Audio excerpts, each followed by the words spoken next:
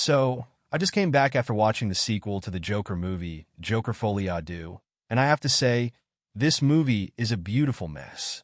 Now you might be thinking, what kind of a guy calls a movie both beautiful and a mess?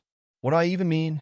Look, the movie's cinematography, lighting, and the performances by the actors are on another level. Basically perfect.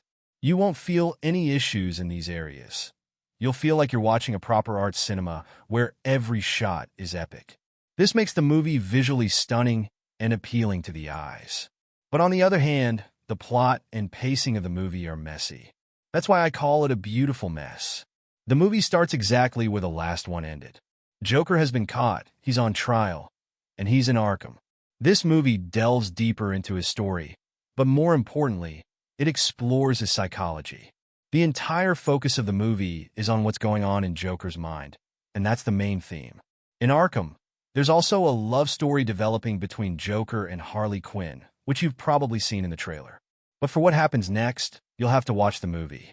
The first half of the movie spends a lot of time exploring Joker's psychology and his love story with Harley Quinn.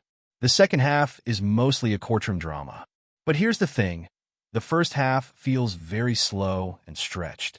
While the movie looks beautiful, with epic production values, a lot of what happens feels unnecessary.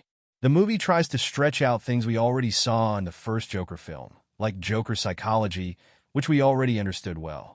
We know how he thinks, his thought process, his childhood trauma, so there was no need to re-explore all that again in this movie, especially in the first half.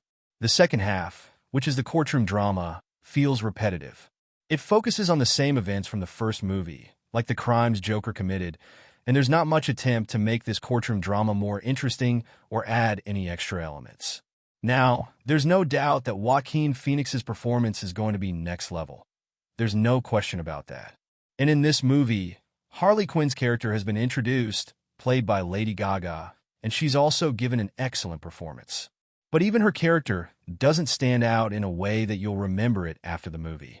You won't be thinking, wow, what a character, Lady Gaga was amazing. The craziness of Harley Quinn's character isn't fully displayed here. She comes across as a very normal character. I also want to mention that the original story of Harley Quinn and Joker, where she's a psychiatrist and he's a criminal, creates a contrast between them.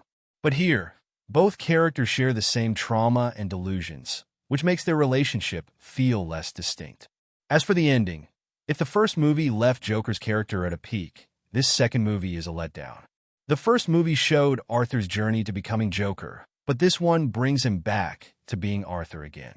So it feels like the movie comes full circle, making the journey from the first film meaningless. And the cult following Joker had, the way his ideas connected with rebellious people, has been slapped onto the ending here as well, showing that Joker still has many fans who support him. Personally, I feel that people who enjoy art cinema will come out saying, you didn't understand the movie, it was very artistic. But I would say it was unnecessarily artistic. Things that weren't needed were added just for the sake of it. And yes, since everyone knows this movie is a musical, it's important to mention that. People who like musicals might enjoy it, but personally, I couldn't connect with the musical aspect much. If I were to sum up my experience, this movie was like going to a fancy hotel, ordering something off the menu with a fancy French name like riz sauté, or something delicious, but when it arrives, it's just fried rice.